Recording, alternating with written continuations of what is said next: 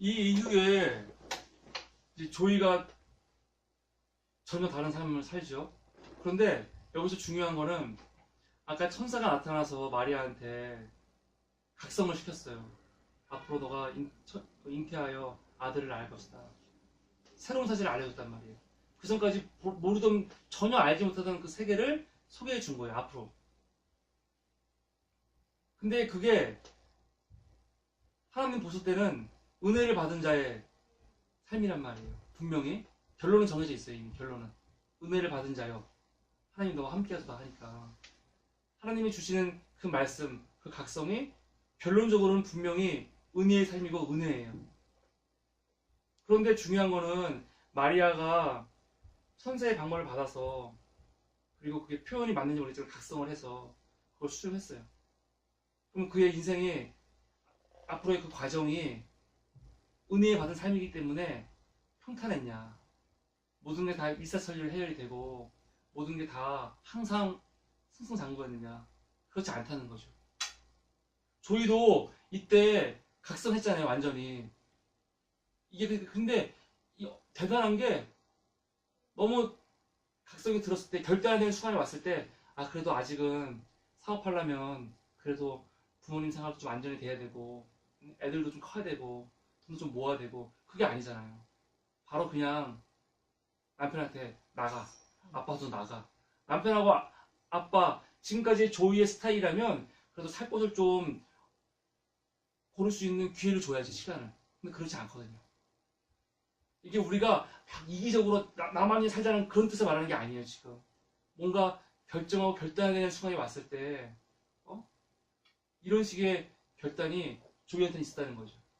그런데 중요한 거는 결단하고 각성하고 결단하고 정리하고 결심해서 시작했어요. 근데 그 이후에 어떻게 됐어요? 우리가 다 알다시피 고생을 많이 했잖아요.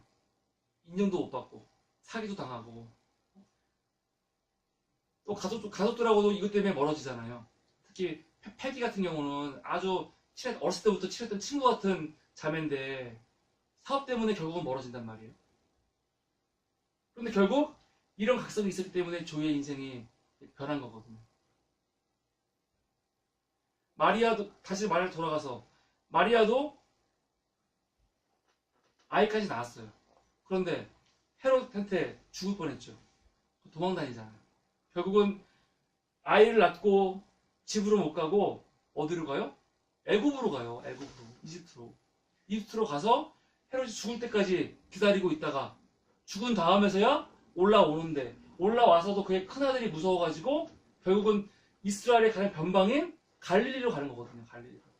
그러니까 예수님이 나사렛 출신이 된 거예요. 그래서 순탄치 않았다고요.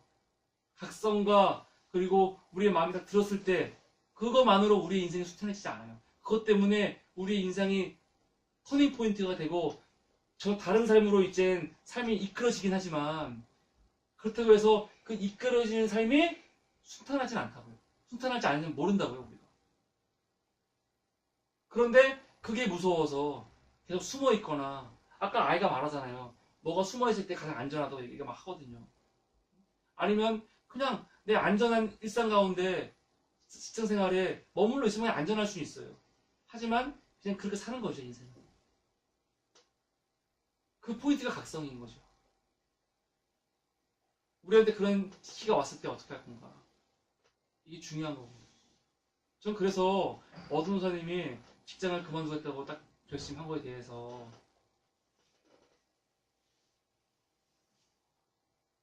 안타까우면서도 그래도 지지하고 하라고 하는 이유는 그런 시기라고 생각해요.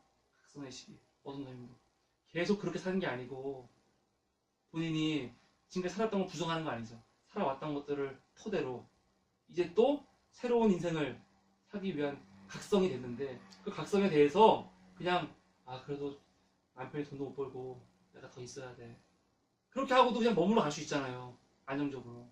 그런데 몰라, 각성됐고 내 길 갈 거야, 딱 그만두고 하는 순간 어려움이 있을 수 있죠. 그리고 어려워질 거야. 이 과정은 당연히 있는 거니까. 하지만 전혀 다른 인생으로 틀어지는 거죠. 인생의 결과는 우리 모르지 아직. 하지만 이 모르는 것도 얼마나 우리 기쁘고 감사한 일이에요. 새로운 삶을 또 사는 거 아니냐, 계속 이렇게. 불안한 삶이 아닌 거예요, 불안한 삶이. 다만 우리는 지금 각성을 한 거고, 각성한 사람으로서 지금 우리는 조이와 같은, 마리아와 같은 결정을 했을 뿐인 거죠. 물론 얼마나 오랫동안 헤롯이 우리를 쫓아낼지 모르죠. 사람들을. 얼마나 많은 시간, 얼마나 많은 사람과 패기와 같이 관계가 멀어질지도 몰라요. 그래도 안전을 뒤로하고 각성을 해서 이제 그 길을 가기로 한 거예요. 이거만으로도 전 대단하다고 생각해요. 그리고 이젠 사랑하는 사람들과 함께 결심한 대로 흔들리지 않고 살면 되는 거예요. 그러다 아닌 것 같다. 아닌 것 같으면 다시 수정하면 되는 거지. 우리가 지금 결정해서 뭘 실패했을 때 우리 인생에 실패하는 게 아니에요. 그냥 여기서 이런 경험을 했구나. 그럼 다시 넘어졌으면 일어나서 그걸 털어버리고 다시 새로운 길을 가면 되는 거죠. 두려울 필요가 뭐가 있어요. 난 내 인생에 가장 잘한 결정이 정말 그거 같아요. 예전에 제가 학습지 교사 많이 했었거든요. 학교 휴학하고. 학습지 교사 일 너무너무 좋았어요. 이거 나쁘다는 게 아니야. 그런데 내가 해야 할 일이 있는데 그때 수입도 괜찮았고 그 안정에 계속 머물러야 된다는 생각을 나도 내심 했었고, 근데 같이 일하던 사람이 있었어요. 신학교 선배죠. 그분이 소개시켜준 건데, 근데 그분이 나한테 계속 하는 얘기가, 야, 너 그만두면 안 돼. 집에 빚도 있고 뭐도 있고 하는데 네가 그만두면 어떡해. 그런 식으로 막 얘기하더라고요. 너무 현실적인 얘기. 저는 그 얘기 듣는 순간 각성이 됐어요. 아, 그만둬야겠구나. 그리고 이 사람과는 그만 끝내야 되겠구나. 이런 결심을 했어요. 계속 있다가는 내 인생이 그냥 여기서 멈춰버릴 것 같더라고요.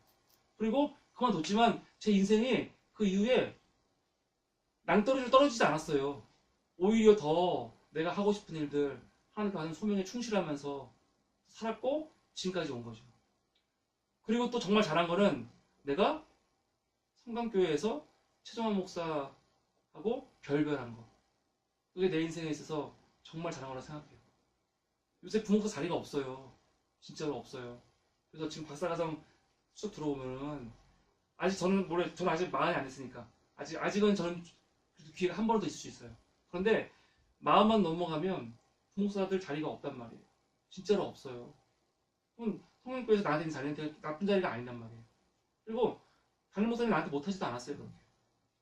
근데 어느 순간 각성이 된 거는 화요일 회의 시간 때, 그리고 자꾸 나에 대해서 이상한 말들 도니까 이거에 대해서 확인하는 시간이 났단 말이에요, 회의 때.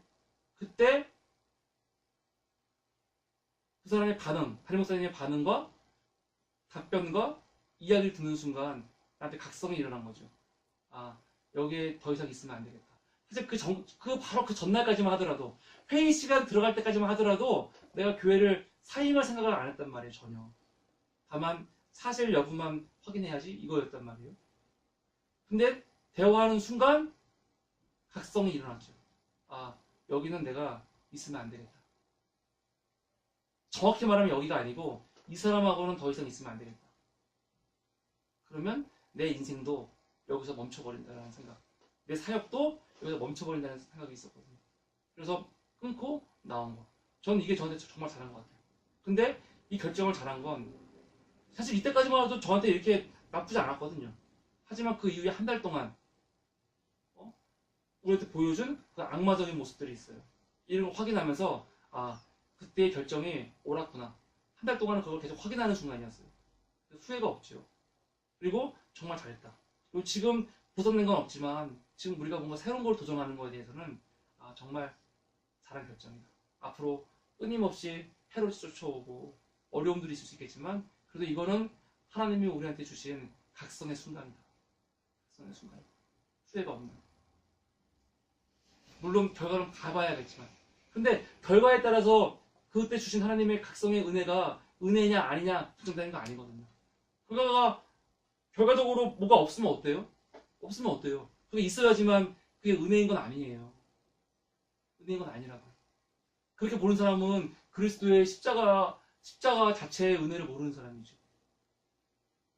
그런데 그걸 결정하고 그걸 수용하고 그걸 믿고 하나님이 주신 가치를 추구하면서 살아가는 그 과정 자체가 은혜인 거죠.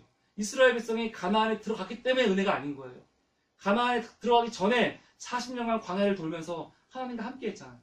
그 자체가 은혜잖아요. 은혜. 얼마나 은혜예요. 우리가 각성해서 하나님과 함께 사람 ING라는 꿈을 가지고 당장 뭐는 없지만 멤버들이 한 번씩 모여서 얘기하고 즐거워하고 감사하고 가치를 지향하는 거, 이게 광야 같은 40년일 수 있어요. 그런데 이거 자체가 은혜이고 기쁨이고 우리한테 그건 거죠. 이게 뭐가 결과가 엄청나게 드러나야 되는 것만 드러나야지만 되는 게 아니고, 그러니까 우리가 그런 식으로 하나님의 은혜를 다시 한번 생각해보고 우리에게 주신 비전을 쫓아 하루하루 순간순간 일상에 충실하면서 살아가면은 하나님이 마리아한테 하신 말씀 있잖아요. 너가 은혜를 받은 자다. 은혜를 받은 자여. 그 말씀이 우리에게 주시는 말씀이 되리라 생각합니다.